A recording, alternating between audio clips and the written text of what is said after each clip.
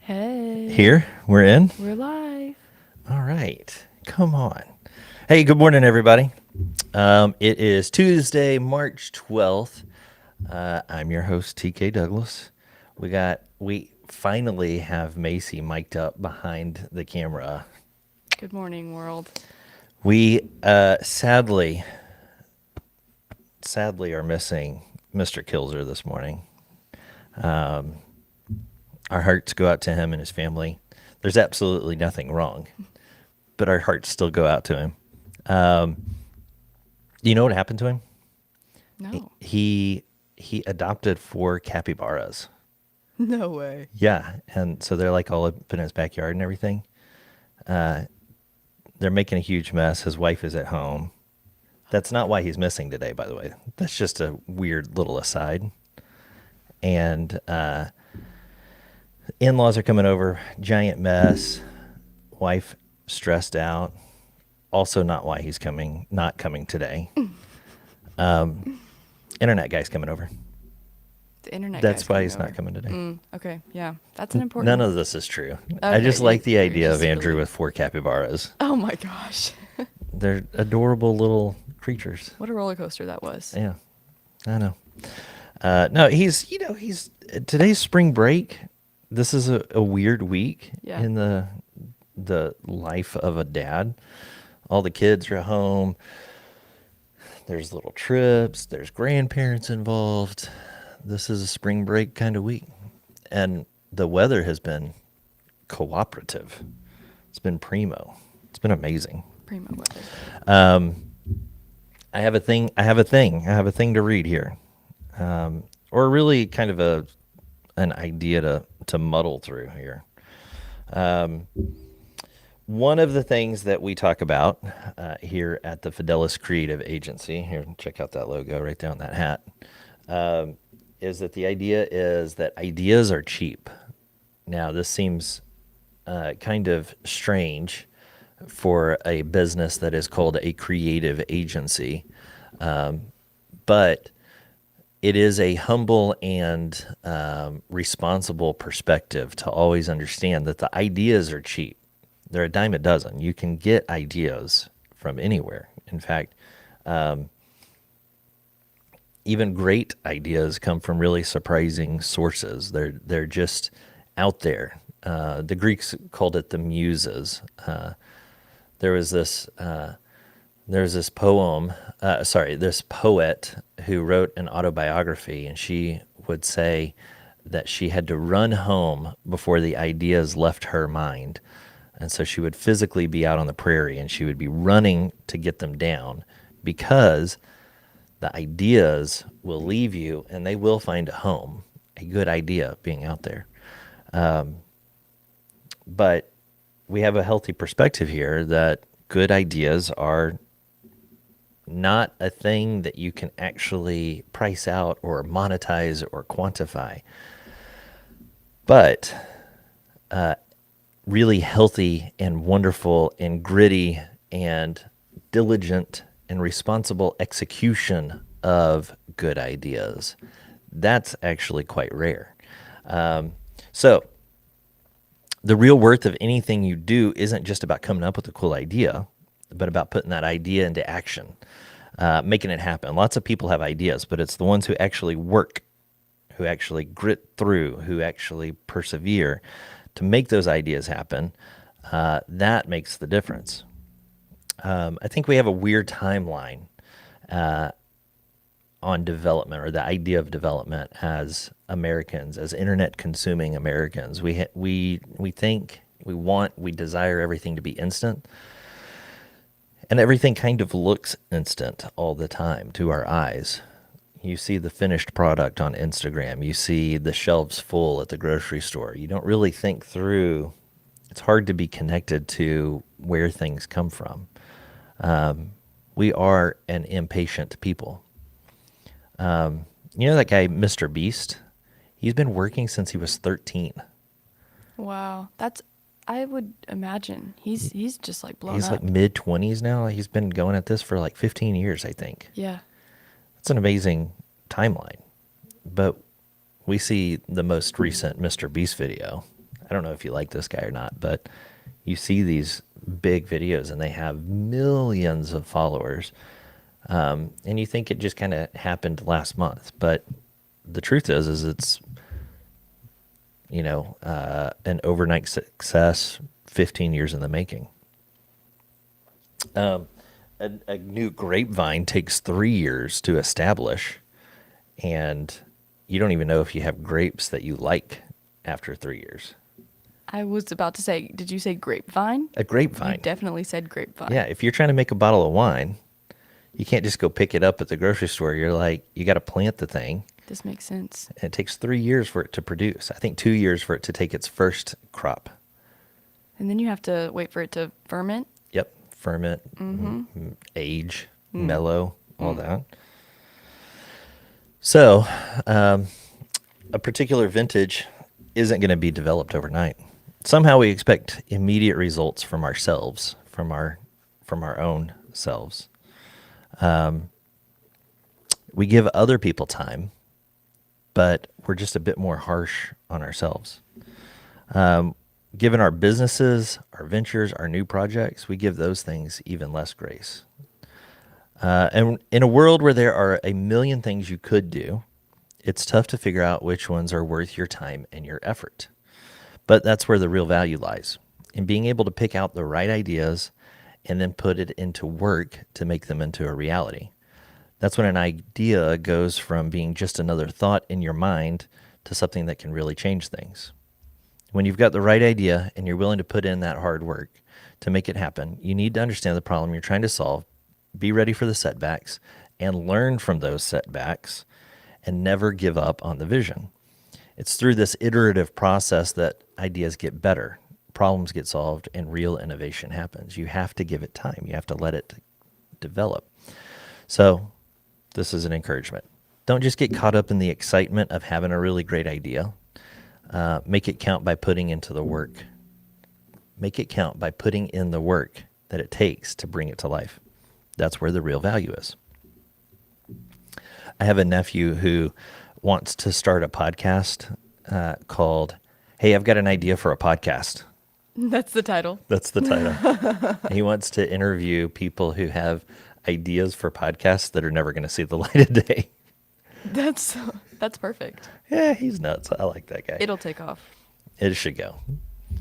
That idea itself may never actually see the light of day. The idea of the podcast. The idea of the podcast. He's so meta. Oh, man. Well, that's kind of we talk around here about the pancake problem. I don't know if we've mentioned that on the live yet, but when you start something new, like when you are making a batch of pancakes, you kind of expect that first one to be a little bit janky. Right? So it's kind of, when you have an idea, it takes a little bit of courage to start the thing. And you have to give yourself that grace of, like, even pancakes, the first ones are kind of a little ugly, maybe. Right. Second one might be a little wonky too, but Yeah. But you get the hang of it by the time you're into the flow of pancake making. pancakes. You can't talk about pancakes this early in the morning. Yeah, I understand that. That kind of ends my segment on the professionalism of ideas. I've got a bunch of topics that we could just kind of talk through. Yeah. Like a current event. I don't know if you've seen this, but Kate Middleton is missing. Kate Middleton. Princess. Princess. No way. Yeah, they have like not seen her since like October of last year. What? Yeah, it's this real giant internet conspiracy thing right now. What's the conspiracy? The royal family keeps saying everything's fine, everything's fine. And they even put out like a family photo yesterday, Okay. like her smiling and Oh, with everything. Kate in it? Yeah, and her kids and everything. Ooh. But the face, not obvious. It's a very good Photoshop job. but the A good the internet Photoshop job. found the original source was from this cover of Vogue like 4 years ago, 5 years ago. Yeah. And so it's like this kind of big to do that she gone. Yeah, Yeah, well, what you can do with technology these days, they really can't play the game. I We're gonna know. find out. Everybody knows. You're photoshopping her. Everybody Where knows. is she? Yeah. That's the big news. That's not the big news. That's just pop culture news. Yeah. I have asked some of our team to ask questions, to give me like some prompts on this thing. And one of them was to explain and let the internet in on the concept of news from the front. This is not, I don't think this is a thing that most businesses do. And so I I thought I would explain it. So here's the idea of news from the front. And if you're running a business, if you're running a team or a shop, feel free to take this. This happened a couple of years ago. We have a whole team in Austin. We've got three designers that are amazing, but they wanted to live in Austin, away from headquarters, which I don't fault them for because Austin is pretty fun. It is thriving, and there's lots of creativity that flows through things. And so, but they also wanted, as they should, they wanted to be able to understand what was going on in and around the business. Like there's a culture piece that's happening all the time. And so they didn't want to be like missing out or disconnected or anything like this. And so they just basically put that on my plate and were like, "Can you solve this?" I'm like, "Yes." So I started doing a thing called news from the front, like that. And I would do this once a week in person. And it kind of goes well. It's a lot of this. It's me talking at a camera. It's a lot of me just kind of going through the journal of the week, what happened with this client and what happened with this team. And I record this and I send it out. I send it out to the whole company. And it's a lot of times just me looking like an idiot. But I think I say that. Thank you for that scowl. That No. actually brought me a lot of encouragement. I started adding though. I read this book over Thanksgiving break last year about culture by design is the name of the book. Fantastic book. But he talks about in that book that you can give your company a mission statement. You can give so that's like the direction where you're headed. You can give your people core values, which is like the internal fiber of how we are. But oftentimes we miss a step when we just expect people to know how to behave by those core values. They just like there's an assumption that they'll be able to figure that out. And so a lot of the missteps and a lot of the miscommunications in business are by not being able to put this step in front of this step and do it the way that we would do it, right? And so he encourages what he calls fundamentals of work, which are, hey, just go through and make a list of like 60 or 100 different things about your business the way you want them done. These are the behaviors that the core values are worked through and worked out in. And so I started adding that to the news from the front. And I started shooting these videos where it was like, okay, here's the rundown, here's the news. And also, this is the behaviors that I want to basically get up on a soapbox about. So I started doing news from the front. I've been doing this now for, oh gosh, a couple months now. I think we're into like 8 or 12 of these things. And I think it's going really well. I feel pretty good about it. There's kind of an internal insecurity that happens where you're like, I don't know how people are really taking this, but I'm going to go with it.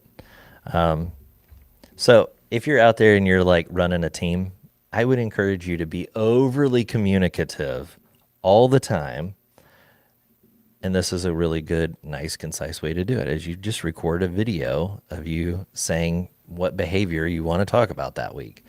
Also, here's all the news. So that's kind of an explanation of one of the things we do here at Fidelis is a news from the front. You watch these. Do you watch these? I watch them. Yeah, I love them. That's not Okay, all no, right. No lie. No lie? No No cap? lie. Yeah, No I think cap? it's fun. It's sort of like when, when you would get to school in the morning and they had the announcements on. Mm-hmm.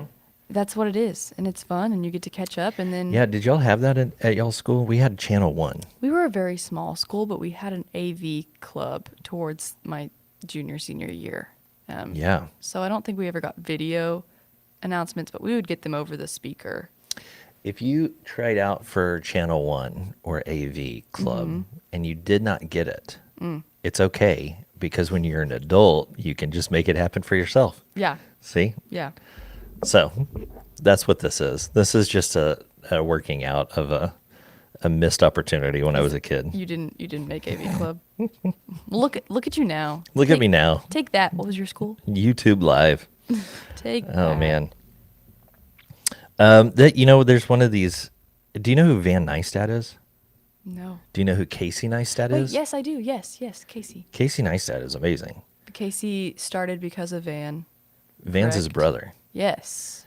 And Van has a very cool channel on it's on YouTube. You can get the free version, but he's also got a paid for option where you can support him as an artist. I think it's like on maybe Podia or one of those kind of sites. And if you pay and support him, you can have his content like 2 or 3 weeks before YouTube gets it. And man, his stuff is so fun. Man, I love his channel. But he had this expression, and it kind of goes into the pancake problem. It kind of goes into ideas are cheap. But he has this expression that the pursuit of perfectionism is an act of cowardice. So punchy. I think I've seen this, but it's Man, it's that's so been- strong to me. I'm like, Yeah. that he values getting things done more than he values things being perfect. And what's kind of cool is that you can see over the years he's worked out, because of that pursuit of done. He's worked out this whole aesthetic of like instead of going and waiting and shopping to find the perfect shelf system or bookend, he went to Home Depot and he got the dollar brackets and he spray painted them. And it's like there's this whole thing. There's just like this whole look that is, I just think, really cool. But I've been thinking about this perfectionism as an act of cowardice. And man, so many times we get stuck by making an idea perfect or wanting it to be an instant hit or an immediate satisfaction thing. And that's not a good way of operating. That's just not a reality that we need to sit in. You can get something, you can make the next step happen right now.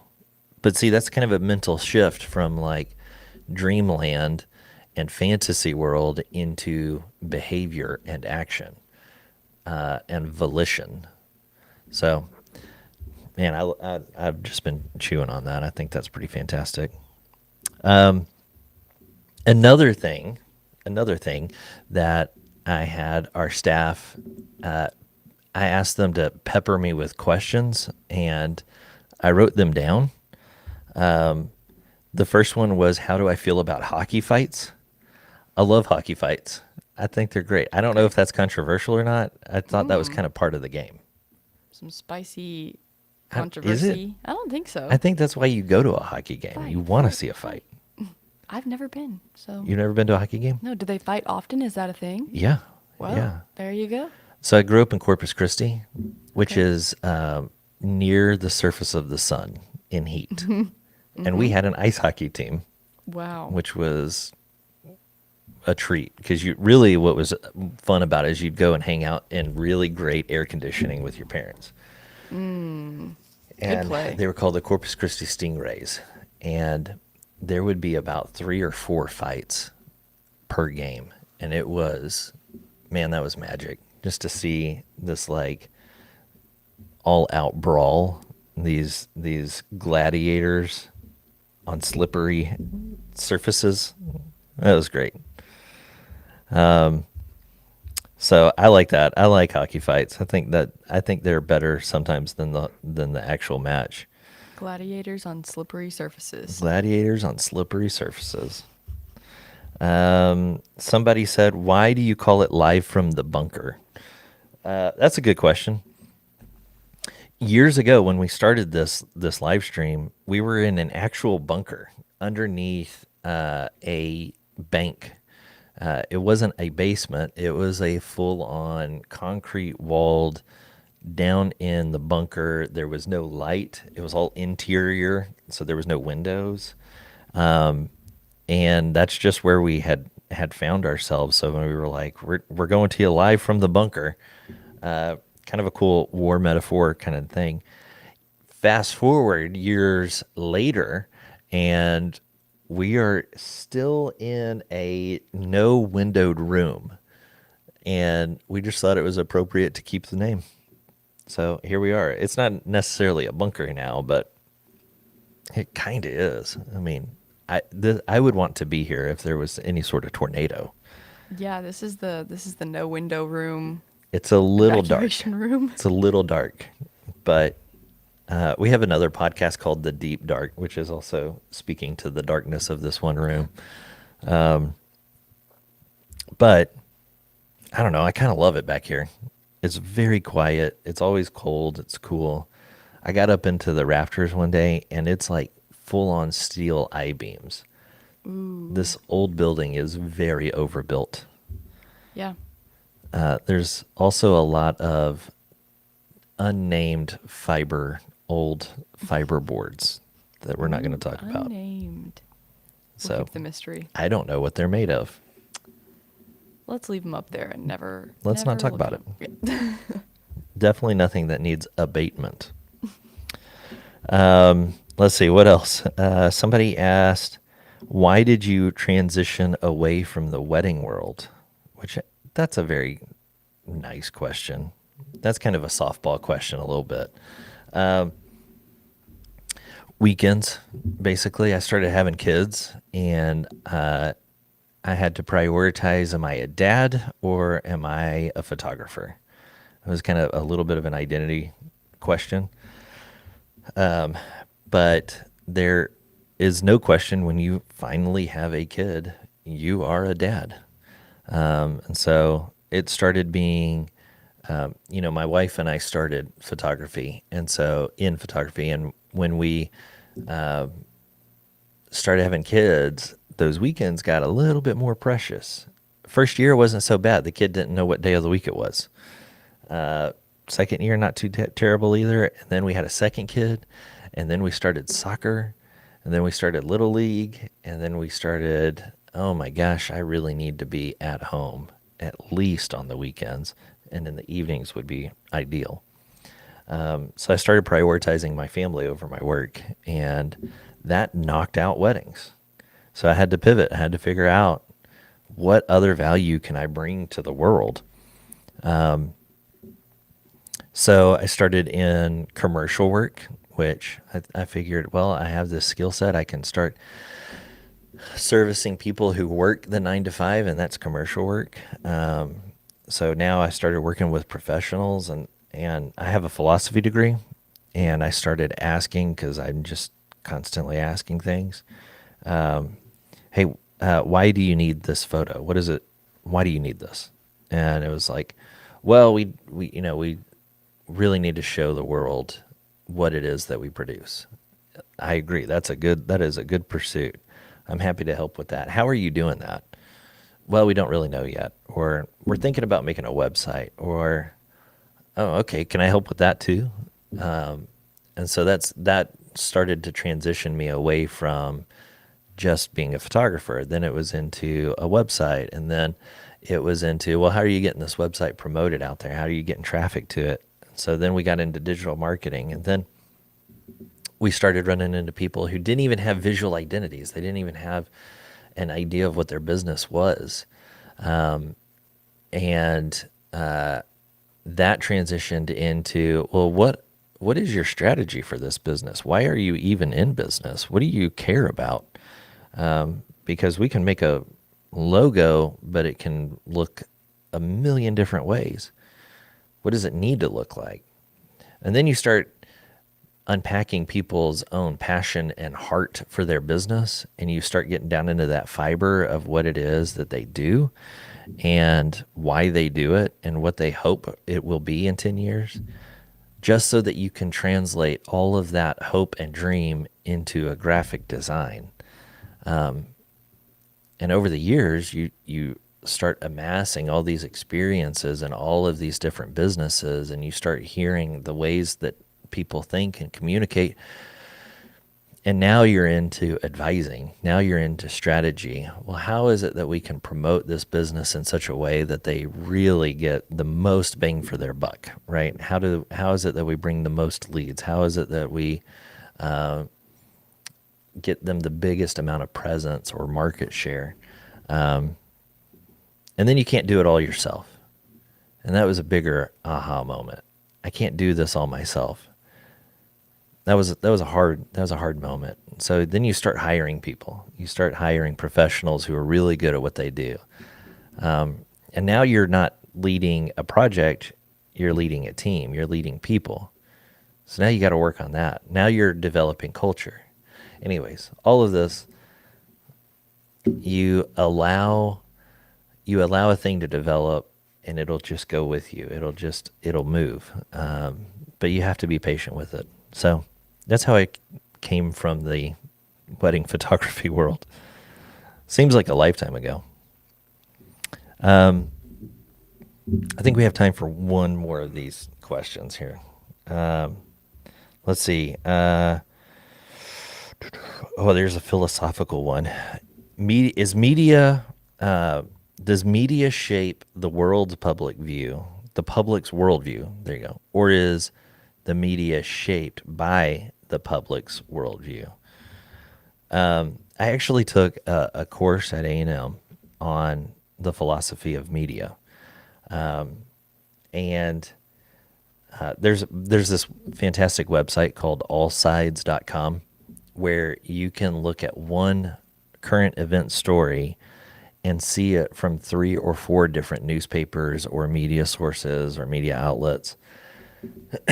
And this was the practice that we did in that class, is we took one story and we sourced it and we analyzed the language from each one of these media sources.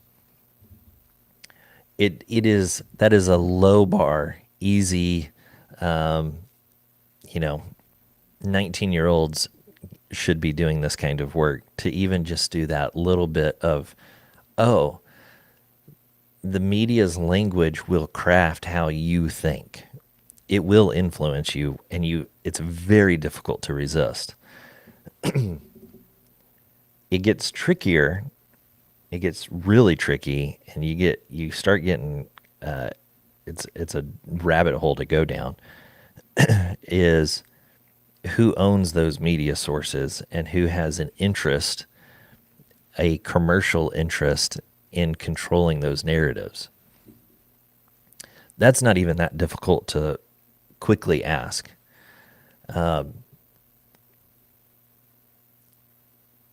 So to go back to the original question, does media shape the public's worldview, or is the media shaped by the public's worldview?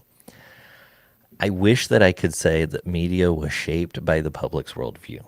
Like, that's kind of the world I want to live in, where the media just follows suit and is a slave to people. But I've lived long enough that I think that the media is actually more in control than the individual is autonomous. I think that you look at the amount of money time, attention, energy, effect that goes into a piece of media, and I think it has more influence than even my own internal voice. I think that has become true.